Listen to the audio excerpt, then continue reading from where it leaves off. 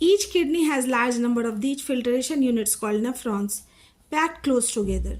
Some substances in the initial filtrate such as glucose, amino acids, salts and a major amount of water are selectively reabsorbed as the urine flows along the tube. When we talk about nephron, each nephron works as a single unit and they filter the blood, they collect the waste and they remove the waste and the filtrate is collected in the Bowman's capsule. Now this filtrate passes into the tubular part of the nephron. The tubular part of nephron consists of proximal convoluted tubule, loop of Henle, the distal convoluted tubule and finally the collecting duct. This filtrate contains excess of glucose, amino acids, urea, uric acid, salt and a major amount of water.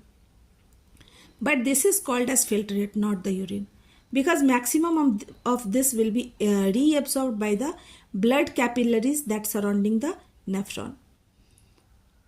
So as the filtrate flows along the tubule, most of the useful substances such as glucose, amino acids, salts, water are selectively reabsorbed into the blood by capillaries surrounding the nephron tubule.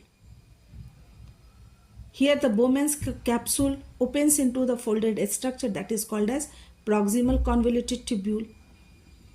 Then the proximal convoluted tubule opens into the loop of Henle.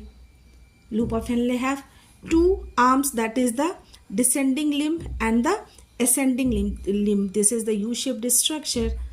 Now after ascending limb, the filtrate goes to the DCT, that is the distal convoluted tubule.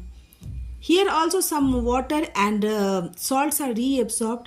Maximum reabsorption takes place in the PCT.